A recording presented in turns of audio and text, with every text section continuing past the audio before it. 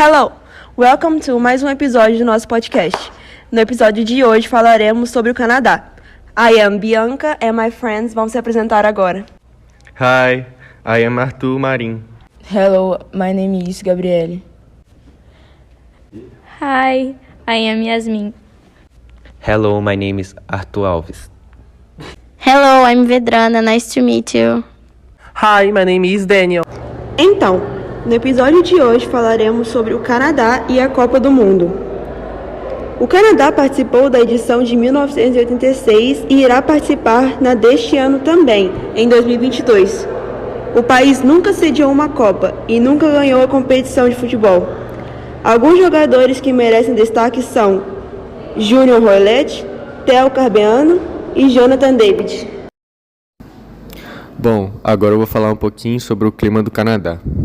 O Canadá fica na América do Norte e consiste no maior país do mundo em extensão territorial, ficando atrás apenas da Rússia. Ele possui um terreno muito acidentado e climas que variam do temperado, mais ao sul, ao ártico, ao norte.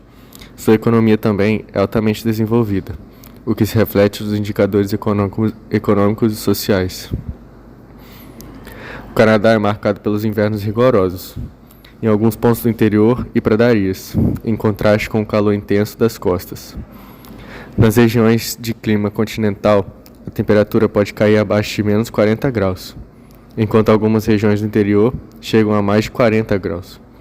A vantagem é que as estações climáticas são bem definidas no país, o que permite um planejamento prévio para encontrar o melhor clima durante a viagem. O Canadá é um ótimo país para se viver, todos sabem, e isso se mostra em números e dados. O que pouco se diz quando falamos em imigração é sobre a economia canadense. A nível mundial, ela é uma das mais influentes e tem raízes capitalistas, assim como o país vizinho. Além disso, o país possui características econômicas desenvolvidas, estáveis e prósperas. Segundo os dados do Statistics Canada, em 2016, a economia canadense cresceu 1,4%, sendo a 10ª maior do mundo, de acordo com o seu Produto Interno Bruto, PIB. E ainda pela pesquisa do Fórum Econômico Mundial, o país ocupa o 12º lugar no ranking de competitividade. Antes de começar a falar mais a fundo sobre a economia do Canadá, é importante lembrar que um dos fatores que mais importa com isso é que permaneça em ascensão e o país vigore entre o melhor do globo para se viver, e a falta de corrupção. De acordo com uma pesquisa divulgada este ano pelo Transparency International, o TI, o país ocupa o 9º lugar do ranking menos corruptos. No mesmo estudo, o Brasil ficou na 17ª posição. Mas qual o motivo para isso? Podemos levar em consideração uma série de fatores, mas talvez o mais importante seja a cidadania, o senso de coletividade e o bem comum, que paira na maior parte da população. O país não é perfeito e existem exceções em qualquer lugar do mundo, porém, a maioria dos cidadãos tem plena consciência da sociedade de respeito ao próximo. Isso se deixa transparecer desde as coisas mais simples, como por exemplo, não jogar lixo no chão, estacionamentos pagos sem catracas, transporte público por vezes sem controle de entrada e produtos sendo colocados do lado de fora do supermercado e lojas ali ficando sem serem roubados, e uma série de outras atitudes. Também, segundo a pesquisa do TI, o Canadá apresenta graus elevados de liberdade de imprensa, sistemas judiciais independentes e fácil acesso à informação sobre despesas públicas, padrões mais rígidos de integridade para a funcionalidade pública e, principalmente, pouca desigualdade social. Segundo a maior parte do país e no mundo, a extensão territorial possui uma moeda estável, o dólar canadense. Além disso, o Canadá faz parte do North American Free Trade Agreement, NAFTA, que é um tratado de livre comércio entre os países do norte-americanos, México, Estados Unidos e Canadá. Este acordo favorece a importação e exportação de produtos entre os territórios, facilitando e fazendo com que a economia cresça. É importante ressaltar que no que diz a respeito ao setor primário da economia, o que é a agricultura, o Canadá é um território de cultivo sazonal. Devido ao inverno rigoroso, para se ter uma ideia, apenas 8% de todas as terras são cultiváveis. Na grande maioria das terras, o plantio fica impedido durante o inverno e parte do outono por vez do início da primavera. Devido ao clima, os agricultores recebem fortes subsídios governamentais, que podem ser inserção ou diminuição de impostos, quantias em dinheiro, facilidade para a liberação de crédito e até maior fiscalização e rigidez na entrada de produtos agrícolas de outros países. Os recursos tecnológicos industriais empregados no processo agrícola são evoluídos e desenvolvidos. Também, no setor primário, o país se destaca pela pesca, principalmente de animais marinhos, que são presentes na região abundantes devido ao clima. Dados de 2016 apurados pelo Government of Canada mostram que cerca de 72 mil canadenses vivem na pesca. No mesmo ano, o Canadá exportou cerca de CAD 6,6 bilhões em frutos do mar, peixes como lagosta, salmão, caranguejos e camarões. A lagosta é a principal espécie exportada em termos o ganho, pois em 2016 a venda em Iguaria, outro país, atingiu a soma do CAD de 2 bilhões. Com relação à agricultura, o país destaca pela produção de grãos. De acordo com o Estatística Canadá, 32,9% de toda a população agrícola é de sementes e grão, e seguida pela criação de gado suínos e com 24,1% na indústria. A política do Canadá funciona dentro do sistema de democracia representativa e um sistema federal representado por um parlamento eleito. O primeiro-ministro do Canadá é considerado responsável por todas as suas ações na e para a Câmara dos Comuns. Se a Câmara dos Comuns reprovar uma emenda importante criada pelo partido político em poder, do qual o primeiro-ministro é líder, ou se a Câmara dos Comuns decidir por uma votação de no confidence, voto de desconfiança, e a maioria dos membros do Senado apoiar tal voto, o primeiro-ministro ou renuncia de sua posição ou pede ao governador-geral a dissolução do Parlamento do Canadá para o início de novas eleições. Os cidadãos canadenses elegem os membros da Câmara dos Comuns. O líder do partido político com mais membros eleitos na Câmara dos Comuns torna-se automaticamente o primeiro-ministro do país. No Canadá, em geral, os eleitores precisam ter ao menos 18 anos de idade e terem cidadania canadense para poderem votar. Porém, cada província tem o direito de impor suas regulações nas votações nacionais. Parlamento, Poder Legislativo. O Parlamento do Canadá é a legislatura nacional do Canadá, que consiste do monarca reinante, da Câmara dos Comuns e pelo Senado, sendo que a primeira é muito mais influente na política do Canadá do que a segunda, Senado. O Senado é constituído atualmente por 105 membros. Estes membros são indicados pelo primeiro-ministro e aprovados simbolicamente pelo governador-geral. Cada subdivisão tem direito a um certo número de senadores que depende da população da subdivisão. O Senado é presidido pelo presidente.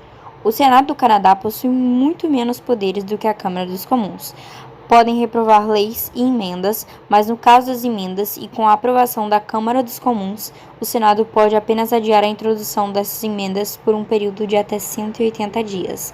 Além disso, o Senado não possui o direito de criar leis que envolvam gasto de fundos públicos. Câmara dos Comuns. A Câmara dos Comuns é constituída atualmente por 338 membros. O Canadá é dividido em 338 distritos eleitorais, cada um possuindo de 100 a 115 mil habitantes. Cada um destes 308 distritos elege um membro para a Câmara dos Comuns. Naturalmente, províncias mais populosas possuem mais distritos eleitorais. Os membros da Câmara dos Comuns elegem um presidente, que preside encontros na Câmara dos Comuns. O presidente mantém ofício até que novas eleições sejam realizadas. O primeiro-ministro pode pedir ao governador-geral a dissolução do parlamento e pedir por novas eleições a qualquer momento desejado pelo primeiro-ministro.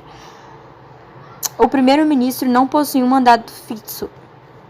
Por costume, o primeiro-ministro costuma pedir novas eleições a cada 4 anos, e eles podem ser reeleitos quantas vezes quiserem, bastando continuar a ser líder do partido político com mais posições na Câmara dos Comuns. Guys, isso não é divertido? Estamos sempre aprendendo novas informações sobre novos países. Agora é a hora do intervalo de 30 segundos. Voltaremos depois com mais informações sobre o Canadá.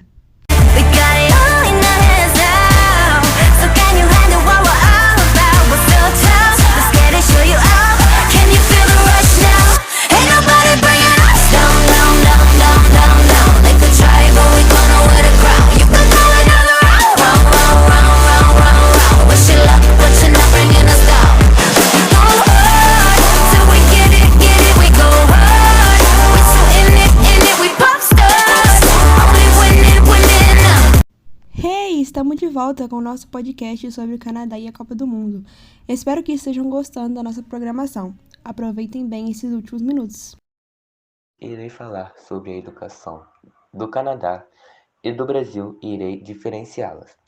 Ao contrário do Brasil, onde temos o Ministério da Educação que monitora todas as atividades dos estados e municípios ligados à educação, o sistema educacional do Canadá não é monitorado por um órgão central ou federal, e sim que cada província e território possui seu próprio sistema, com características próprias. Uma das outras diferenças é que no Canadá, a escolaridade é 100% obrigatória, fazendo que 99% da população canadense seja alfabetizada. Já no Brasil, não é obrigatório a escolaridade. Uma das outras diferenças é que no Canadá, todas as escolas são integrais. Isso quer dizer que os alunos entram de manhã e saem à tarde. Já no Brasil, apenas o ensino médio seja integral em algumas escolas. Já em outras escolas brasileiras, possuem horários de manhã, tarde e até mesmo de noite. Outra diferença é que o governo canadense investe muito mais na educação do que o governo brasileiro, fazendo que no Canadá a maioria das suas escolas sejam públicas, desde o daycare até a faculdade. E além disso, existe uma cultura muito forte da população canadense em querer usufruir do que é público, para fazer jus aos impostos pagos, que são realmente altíssimos. Um exemplo disso é a cidade de Toronto, que investiu mais de 16,3 bilhões de dólares para que todas as escolas públicas dos 6 anos aos 14 sejam período integral. Além disso, as comunidades são muito engajadas e sempre que podem ajudam financeiramente a escola da sua comunidade. E então é impressionante mesmo o quanto as escolas estão sempre muito bem cuidadas e com profissionais de excelência. Acaba acontecendo de as escolas receberem visitas surpresas de profissionais da saúde e higiene e organização. Se a escola acabar não atendendo os pré-requisitos, pode acabar acontecendo que a escola tenha que fechar ou profissionais sejam demitidos. Daí sai o surto com relação à higiene, saúde e etc. de todas as crianças. Um dos métodos de ensino das escolas canadenses é o Player-Based Curriculum, que propõe que as crianças até 6 anos de idade aprendam brincando, o que significa que todas as atividades planejadas para o desenvolvimento das habilidades emocionais, sociais, conectivas e motoras são aplicados no momento do brincar. Se formos colocar em pauta a coisa mais importante das várias diferenças que a educação dos dois países possuem, para mim, sem dúvida, a coisa mais importante seria o investimento, já que com ele dá para contratar profissionais de alta qualidade, uma infraestrutura melhor e mais diversidades de ensino, entre outras coisas. Agora iremos falar um pouco da religião no Canadá. A maioria da sua população canadense é cristã, representando os 67%. A Igreja Católica Romana é a dominação mais importante entre os cristãos no Canadá. Como porcentagem da população, é seguido a 24% que não possui religião. As demais, sendo as principais islamismo, hindismo, sikhismo, budismo e judaísmo, representam os 8%. Antes da colonização europeia, as religiões indígenas eram principalmente animistas, incluindo intensa veneração dos espíritos e da natureza.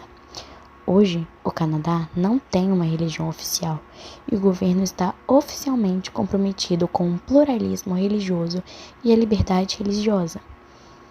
Assim, ele segue as regras de sucessão do Reino Unido para seu monarca, que proíbem os católicos romanos de acessar o trono. Embora os laços oficiais entre governo e religião, especificamente o cristianismo, sejam poucos, o cristianismo reconhece mais abertamente a existência de Deus e até mesmo a supremacia de Deus. O crescimento da irreligião e o influxo de imigrantes não cristãos trouxeram uma separação maior entre o governo e a religião. Apesar do Natal e a Páscoa serem feriados nacionais, e embora muçulmanos, judeus e outros grupos religiosos tenham o direito de tirar férias de seus feriados religiosos, eles não gozam do mesmo reconhecimento oficial.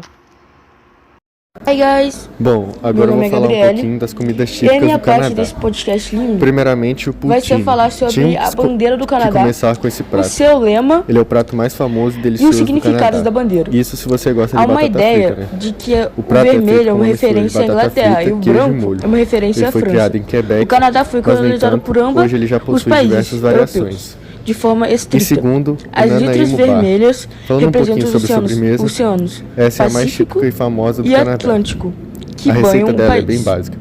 Vai bolacha, O camadas de quadrado buttercream branco de simboliza baunilha todo o território e creme de canadense. chocolate para A bandeira do cobertura. Canadá é o símbolo Uma máximo sobremesa dessa bem nação. doce e que também da possui América. variações A de história da sabores bandeira do dependendo Canadá de como é feito. está Maple atrelada syrup. à necessidade da Ele escolha de não um é símbolo exatamente máximo um para o prato. país, Ele é um especialmente xarope ao muito longo da utilizado no emergência acompanhamento dos alimentos provocada canadenses. pelos grandes Esse conflitos xarope mundiais que é o que mais ocorreram ao simboliza longo o do Canadá. século XX. Ele é muito Nesse consumido contexto foi em cafés realizado da manhã, um concurso acompanhado de para a escolha da panquecas bandeira do país. e é O retirado desenho durante a atual foi o primavera. vencedor, ele, o Beaver confeccionado Esse por doce George é muito parecido com a Francis, cauda de um por castor. George Francis. O nome dele Em leva este significado. Ele nasceu Ela é feita de em massa de farinha e 1907 trigo.